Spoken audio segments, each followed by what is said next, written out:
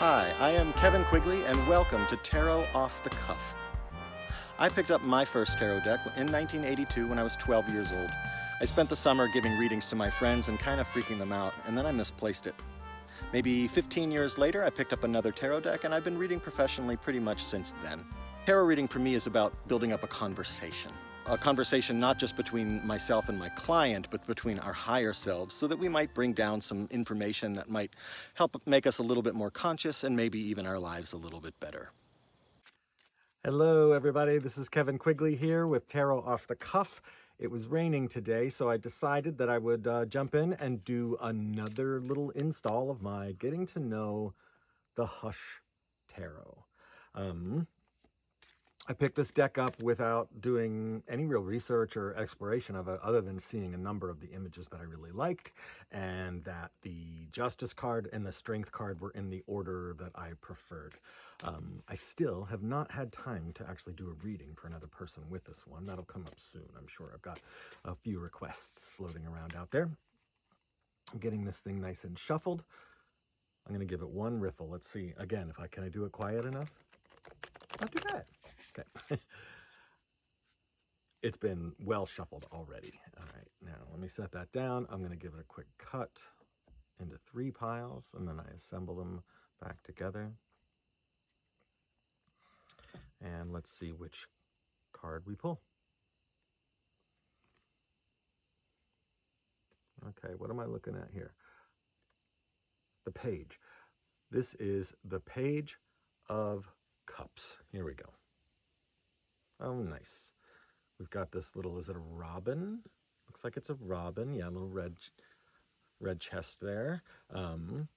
Singing, maybe, and there's a little curl of what looks like a ribbon or something, but I'm interpreting that as song coming out of its beak, and it's perched up on some sort of seed pod or cocoon with some sticks and things underneath. It's quite lovely. Lovely, gentle, simple, pastoral card. Okay, so what topic does that lead to? I'm thinking about all things pages and all things cups. Several months ago, I had a particular idea that I wanted to talk about the particular way that I use court cards. So give me a second. I'm going to hit stop on the camera, and then I'm going to come jumping back, and so I can pull all the court cards out. I may or may not even need them, but I'll be right back.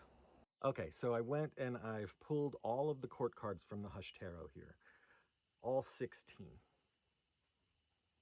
So I love this fact that the number of court cards in the tarot deck are 4 times 4. It's 4 court cards and 4 suits, 16 of them. It's a perfect square of a perfect square. So that's super cool to me.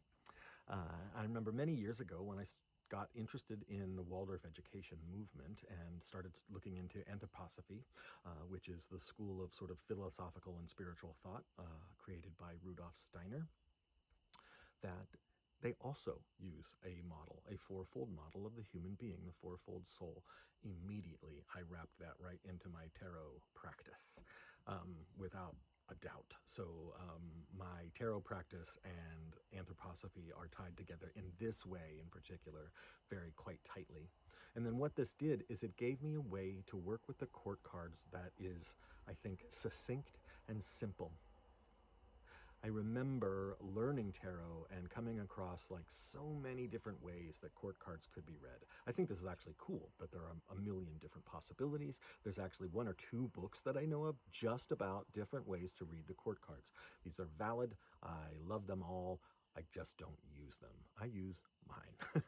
And I haven't actually seen mine anywhere other than in places where I teach. I'll teach a course just on the court cards. I find it's a really great way to limit the aspects of the tarot deck so that somebody can get started with like a beginner class just by looking at these 16 cards. You can do whole practices, whole readings and everything just with them. Okay, so what's the deal? What am I doing when I sit down with the court card? Here's the crux. The court cards for me are always only about the person that I am reading for. once in a blue moon, I'll have the sort of the voice of intuition come screaming through and say that this card is talking about another person, somebody that they know or somebody involved in the situation. But really, that's 1 in 1,000 that happens. I talk about court cards as though they are the aspects of character or personality or maybe even soul growth, spiritual growth of the person that I'm reading for. And if I'm doing a spread, like I've said in other videos, I put all of my cards down face up, and if I see a ton of court cards out there, I'll take a minute to pause and I'll let somebody know, okay, so I've got a lot of court cards sitting here on the table in front of me. The way I read court cards is a little different than other tarot readers, in case you've done other tarot readings before, is that I interpret court cards as representing you. So we'll be talking about you, the person you choose to be, people you have been in the past, those kinds of things quite a lot. So just be prepared for a lot of really direct personal diagnosis and things like that. You're going to have lots of places to make sure that this fits well and feels right to you. But that being said, I'm going to be using those kinds of words and that kind of language a lot in this reading. So let's talk about this. We've got the 4 parts of the human soul this way, and they're represented in the tarot as the page, the knight, the queen, and the king. To put some more jargon on them, in anthroposophy, we will have the 4 bodies: the physical body, the etheric body, also the ego, the pain body, the habit body, the life body. And there's lots of different kinds of bodies that fit into our etheric body. The astral body, our emotional, our heart life. And then the upper ego, which is not the Freudian ego. The anthroposophical ego is our identification and unification with the divine source. Discs, swords, cups, wands. Okay, so the page, that low level, that's the part of us that is full of wonder. We want to know about the world. We are born as curious beings. The hope that I have for all of us, if I could wish you almost anything, it's that you maintain your sense of wonder through all things. So when pages show up, especially if there's 2 or more pages in a particular reading, I know I'm talking about beginnings, these like little early steps. It's our inner child. It's our sense that's curious, that's wondering about things. Then we move to the knight, the adolescent, the etheric self, the active self. So the knight is the part of us that goes out into the world and does things. If I've got lots of knights showing up, this lets me know oftentimes that somebody is either in process, thinking about taking action. If the knights are upright, I might highly encourage that action, almost always. If the knights are reversed or upside down, there may be a reason to pause or to wait or to consider a little bit more before you start moving. Then we jump up to the queens. The queens are the part of us that hold knowledge, they hold wisdom, they hold love, right? They take care, they nurture. It's the part of us that holds the child, right? So if lots of queens show up in a reading, I'm going to be talking with this person about the wisdom that they already contain, right? So you know the answer to this problem, right? That'll happen a lot with queens in important places in a spread, or just lots of queens on the table. There'll be reminders about, now is your time to take care of this group of people that you're working with, or even now is the time to take care of yourself, right? That's an important aspect of that mothering part, the queen. And then the king, our fathers. That's the part of us that's connected with inspiration and divine purpose. So go out into the world and make that thing happen, right? Connect with your reason for doing anything, for doing things, and step out into the world and do it, right? So that's our king. Now, of course, we can have court cards show up in multiple places at once in a spread, and they're not always the same, right? So what happens if we have a king, say the King of Wands, sort of like the super artist, the super creator show up, and then the Page of Discs reversed, the Page of Pentacles upside down. They may be having a bit of a conversation with each other, and depending on where and how they're in that spread, that page might be the part of us that's afraid to step into the new space, where the king is saying, I've given you the tools you need. Let's move. Take a step in, take a step in, take a step in, right? Um, they can, so that's an argument. They can support each other. So let's see. Let's talk about having the Queen of Swords show up. So this is the part of us that holds wisdom. This is the part of us that is clear and able to lovingly cut the reins so that someone may move on forward on their own. And we have the Knight of Pentacles. So another Pentacles in there, but but we want support. So this Knight of Pentacles generally wants to slow down.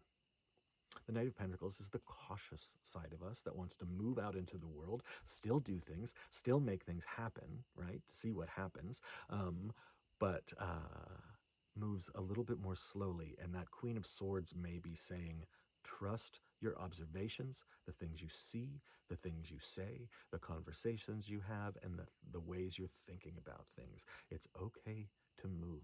It's safe to go. Right. So I love having the different parts of ourself talking to each other. They can help us find our way through. Oftentimes, if I have a card that's upside down, a court card that's upside down, I will interpret that reversal as this is a piece of us that we don't need in the situation right now. How about that? Let's say we've got the King of Cups reversed in a position, right? Sometimes for me, that'll say, this is not a time to be playing on your emotional heartstrings or on the heartstrings of others. You might be actually in a place where you could be accidentally manipulative, or even set yourself up for a disappointment because the situation right now is maybe this person's not interested in you, or maybe you're being too vulnerable or opening yourself up too much. This King of Cups reversed, this upside down King of Cups, is suggesting that you cool it a little bit on that angle. Or let's even take it out of romance. This reversed King of Cups is saying there are times when it's acceptable, when it's even fruitful to not be at peace within your own self, to be a little agitated or a little funky or a little out of sorts. Ask yourself about this situation and say, and look for reasons how your dissatisfaction might actually be moving you to make some new choices or moving you to make some progress in ways that if you weren't dissatisfied, if you weren't twitchy and itchy, you'd just stay on the couch or you'd just stay with the status quo, right? So are there any other last little bits and pieces that I'd like to cover here? I like using court cards depending on the position. Sometimes they're in a position of like things that might be holding me back. That's a great position to find a court card in. And in fact, here's the last thing that I'll jump in. Let's say at a certain point you want something like, here's an aspect of me that's holding me back. This is a great kind of question to add in a reading for a client. Here's a piece of who you are that's making things difficult for you. Now, I know I need a court card, but I've shuffled up my deck completely. How do I get a court card, right? So now I'm just going to start top decking. I'm going to take a card off the deck, take a look at it, not bother to show it to my client. If it's not a court card, I set it down right away. Boom, next one, set it down. Boom, next one, set it down. Boom, oh, Page of Wands. Here we go. Boom, court card. Page of Wands oftentimes is considered this like bright, playful, super fun, light-hearted, light-spirited, dancy clown. But we've just put it down into a position of saying something that might be holding me back. Right? So whatever this situation is, in this case, this is not a time for joking. This is not a time for taking things lightly. This is a time for knuckling down and being serious. Right? So we want to make sure that our client understands that, yes, you've got a great sense of humor. You have the ability to crack the joke at the right time, almost all the time. But maybe there's a piece of you that hasn't realized that there are moments when that humor actually makes things harder, either harder for you or harder for the other people that you're working with or whatever, to just get down and do the work. And now is a time to let that Page of Wands sit and not frolic. Right? Let's do one more. So, and I'm just coming with these off the top of my head. Let's say a hidden secret piece of yourself that you don't use often enough that will help you in this situation, right? I need a court card. So I grab the first one. Oh, that's a major. Set it down. Boom. Oh, 10 of Pentacles. Set it down. These don't mean anything to me at this point. I'm just in top deck mode. Next top card. Next top card. Next top card. Oh my gosh, we're going through so many cards. Big deal. They're gone. We don't need them, right? And then shaboom, Knight of Swords. Oh, I've talked about the Knight of Swords, but here it is again. And in this situation, one of the tricks for me is the Knight of Swords is the introducer of chaos. It's the part of us that just dives into a project or into a thing without really thinking it through first, just because we need energy in the situation, and kaboom, let's get moving, right? So there's in terms of the reason we were drawing this card, what's a hidden aspect of ourselves that we might not be using here. So maybe I'm talking to somebody that's often very cautious and very measured, but they do have the ability within them to just stir the pot. Right? So this is saying, take that chance, get moving. You've got an idea, but it's not formed enough for you yet. You normally want to think about it and plan and get everything working. This Knight of Swords is saying, put the damn thing in motion and get moving. Just do it and see what happens. Now is a time for action, not for planning. Right. Okay. So court cards, we can use them in a number of different ways. I use them in particular just to talk about the person I'm reading for. Now, if they show up naturally in a spread in a position, I will use that, but I'll actually adjust that position to be talking about a piece of who you are really matters in this moment. When they show up reversed, sometimes they're avoidance based, like, oh, let's not use this. And then sometimes that's a position issue, right? Tell me something to avoid. Boom, there's a court card, right? So that's a great one as well. Sometimes they're the hidden things. And and I covered the idea of them talking to each other as different parts of ourselves talking to ourself, right? Okay, that's me. That's for Tarot Off the Cuff. I'm talking about court cards. I was using the Hush Tarot, and that was the Hush Tarot Page of Cups that jumped us off into this particular picture. I just got a mosquito. Bye. Hi, thanks for watching. This is Kevin Quigley with Tarot Off the Cuff. If you can take a second, click the subscribe button down below. That'll let you know when a new video is posted and you might want to jump over and watch it. If you hit the thumbs up for the videos that you really like, that will help spread the word, so new people will find Tarot Off the Cuff in their feed, and that helps the channel grow. That would be great. And if you got a question or a comment, positive or negative, whether you agree or disagree, or if you want to add information or your own take on a particular card or a particular topic, put a comment down below. We would love to hear from you. Thanks so much.